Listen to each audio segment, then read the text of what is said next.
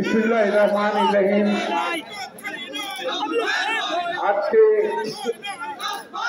এখানে উপস্থিত বাংলাদেশ জাতীয়তাবাদী দল, যুব দল, ছাত্র দল, স্বেচ্ছাসেবক দল, শ্রমিক দল, মহিলা দল এবং ঈশ্বরদীর আভরণ জনসাধারণ, আমি সবাইকে আমার পক্ষ থেকে আন্তরিক অভিনন্দন জানাচ্ছি।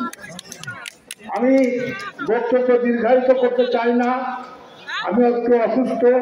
আমি প্রথমেই স্মরণ করি পরম করুণাময় আল্লাহ তাআলার দরবারে, যার অসীম রহমতে আজকে আমরা এই অসহায় বন্দী কারাগার জীবন থেকে আমরা এখানে আপনাদের মাঝে উপস্থিত হয়েছি এবং ঈশ্বরদী বাসলাম দোয়াতে আমরা আবারও আপনাদের আমি মঞ্চের কাছে আমাদের নেত্রী মঞ্চের সামনে দেশ নেত্রী বেগম খালেদা জিয়া অসুস্থ, তিনি লন্ডনে গেছেন চিকিৎসার জন্য। আমি তার সুস্বাস্থ্য কামনা করছি এবং সবাইকে বলবো আপনারা যেন তার জন্য দোয়া করবেন, সে যেন সম্পূর্ণ সুস্থ হয়ে এসে আমাদের মাঝে আসতে পারে।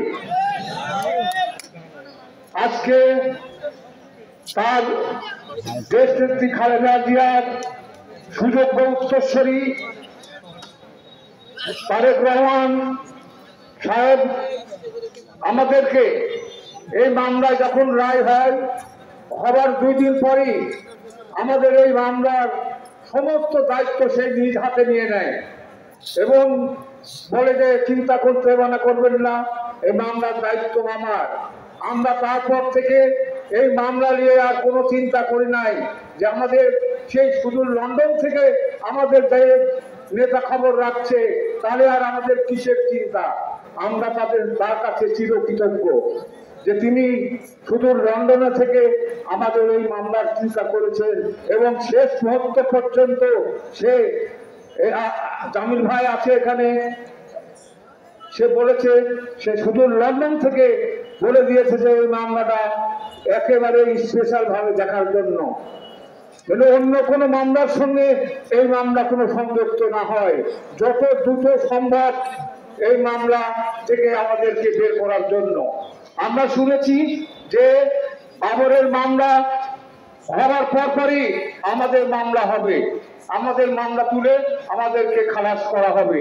তাই হয়েছে বন্ধুরা আমার, তারেক রহমানের নির্দেশ সবাই অক্ষরে অক্ষরে পালন করেছে বন্ধুরা আমার।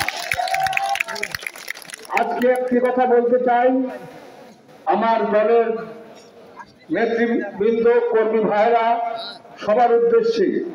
আমি একটি সাক্ষাৎকার দেখেছিলাম জেলখানায় বসে, সেই সাক্ষাৎকারে বৈষম্য বিরোধী এক ছাত্র আন্দোলনের নেতা সাক্ষাৎকার দিয়েছিলেন, তারা কি কষ্ট করে না খেয়ে না দিয়ে ঘুমানোর জায়গা নেই, এইভাবে তারা আন্দোলন করেছে, কিন্তু তারা একটা দিনে ঐক্যবদ্ধ হতে পেরেছে। সেদিন করে সেই জাতীয় শহীদ মিনারে যখন সবাই সমবেত হয়েছিল, তখন তিনি বললেন যে আমরা দেখেছি সেদিনকে সেই শহীদ মিনারে যে মানুষের চোখের ভাষা, মানুষের মনের ভাষা, সে তারা আমরা সেদিনকে বুঝতে পেরেছিলাম যে মানুষ কি চায়। মানুষ চাই এই সরকারকে আর এক মুহূর্তে ক্ষমতায় দেখতে চায় না। তাই আমরা সেদিনকে আন্দোলনের ডাক দিয়ে এই সরকারকে পতন করিয়েছি। সংগ্রামী সাথী বন্ধুগণ, আজকে আমাদের একটি কথা বলুন, ছাত্র ভাইরা আছেন, যুবকরা আছেন, সবাইকে বলবো আমাদের নেতা তারেক রহমান সাহেব সেই লন্ডন থেকে বিভিন্ন নির্দেশনা দিচ্ছেন। আমি মনে করি আমাদের সবারই উচিত তার নির্দেশনাগুলো মেনে চলা। কারণ সে কার জন্য কাজ করছে? এই দেশের জন্য কাজ করছে, এই দলের জন্য কাজ করছে। তার ব্যক্তিগত কারণে কিন্তু করছেন না। তাই আজকে বলতে চাই, আজকে এখানে সবাই আছেন, আমি সবার কাছে অনুরোধ করব তার নির্দেশ অক্ষরে অক্ষরে মেনে চলুন। তা না হলে কিন্তু আপনারা দেখেছেন 5ই আগস্ট জনতা ক্ষেত্রে কিন্তু তখন কিন্তু আমাদের রক্ষা করবে না এই জনগণ, আমাদেরকে এই মাটির থেকে বিতাড়িত করবে, আমরা তখন পালিয়ে যেতেও পারবো না। তাই আমাদেরকে আজকে সবাইকে বলবো আপনারা ঐক্যবদ্ধ হন, আমরা ঐক্যবদ্ধ আছি। আজকে রাজশাহী কারাগারে যখন আমরা বসেছিলাম সুপার সাহেবের চেম্বারে, তখন হাই ফাই পিন্টু সবাই ভিতরে ঢুকলো, তখন পিন্টু আমাকে ধরে গলা জড়ায় ধরে কাঁদছে আর বলছে, ভাই আমি আপনার ছোট ভাই, আমি সব সময় আপনাকে বড় ভাইয়ের মতো দেখি এবং আমি আপনাকে গার্জেন মনে করি। তাই আজকে বলতে চাই, আমিও তাকে বলেছি আমি তোমাকে ছোট ভাইয়ের মতো দেখি। তাই আজকের এই জনসভায় বলতে চাই যে আমরা ঈশ্বরদীপ বিএনপিকে ঐক্যবদ্ধ করার জন্য আজকের এই সমাবেশ থেকে ঐক্যবদ্ধ হচ্ছি এবং ঐক্যবদ্ধ থাকবো এবং ঐক্যবদ্ধ থাকবো সবাই। আজকে বলতে চাই যারা আমাদের এই মামলার জন্য অক্লান্ত পরিশ্রম করেছে,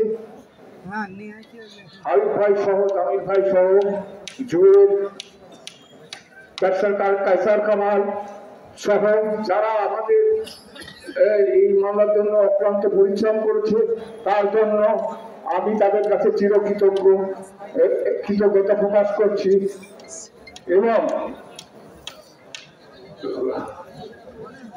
এবং আজকে সবাইকে বলবো যে আর কিছু আমি বলতে চাই না, কারণ আমি অসুস্থ। হ্যাঁ, আমি দীর্ঘদিন রাজশাহী মেডিকেলে ছিলাম অসুস্থ অবস্থায়, এই কিছুদিন হলে কারাগারে আসছি।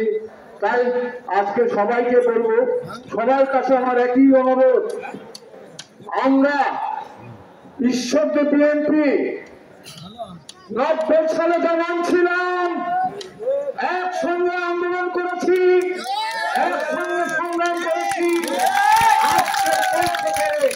আমরা সবাই 190 সালের বিএনপি ঈশ্বরদীর মাটিতে প্রতিষ্ঠিত করতে চাই। বন্ধুরা, আপনারা যদি থাকেন, আমরা নেতা, আমরা তিড়িবিড়ি করলে আপনারা আছেন, যুবদল আছে, ছাত্রদল আছে, স্বেচ্ছাসেবক দল আছে, তারা আপনারা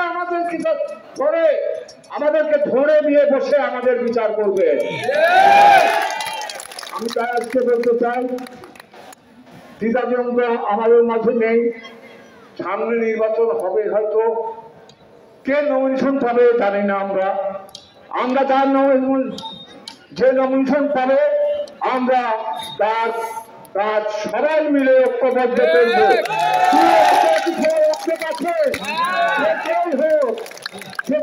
আমি যদি পাই, আপনারা করবেন না? সবাই আমাদেরকে সবাইকে একমত হতে হবে যে যেই নমিনেশন পাক আমরা সবাই এক কাতারে গিয়ে দলের জন্য, দেশের জন্য, বেগম খালেদা জিয়ার জন্য, তারেক রহমানের জন্য আমাদেরকে আজকে সবাইকে ঐক্যবদ্ধ হতে হবে। তা না হলে কিন্তু আমাদের এই দল আর থাকবে না, দল থাকবে না। দল যদি না থাকে আমাদেরও কোনো মূল্য নেই, দল যদি না থাকে আমাদেরও কোনো মূল্য নেই।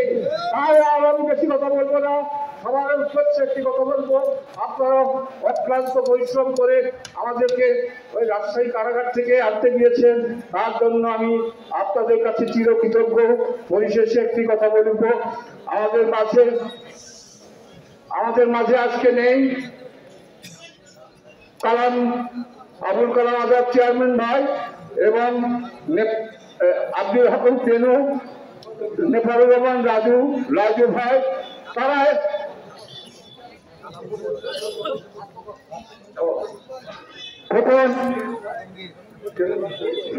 আমরা তাদের আত্মার মাগফিরাত কামনা করছি এবং পরম করুণাময় আল্লাহর দরবারে শুকরিয়া আদায় করছি যে খোদা তাদেরকে তুমি জান্নাতবাসী করো। সবাইকে আন্তরিক অভিনন্দন জানিয়ে আমি আমার বক্তব্য এখানেই শেষ করছি। খোদা হাফেজ। বাংলাদেশ জিন্দাবাদ। বেগম শহীদ জিয়া অমর হোক। খালেদা জিয়া জিন্দাবাদ। তারুণ্যের অহংকার তারেক রহমান জিন্দাবাদ জিন্দাবাদ। আসসালামু আলাইকুম।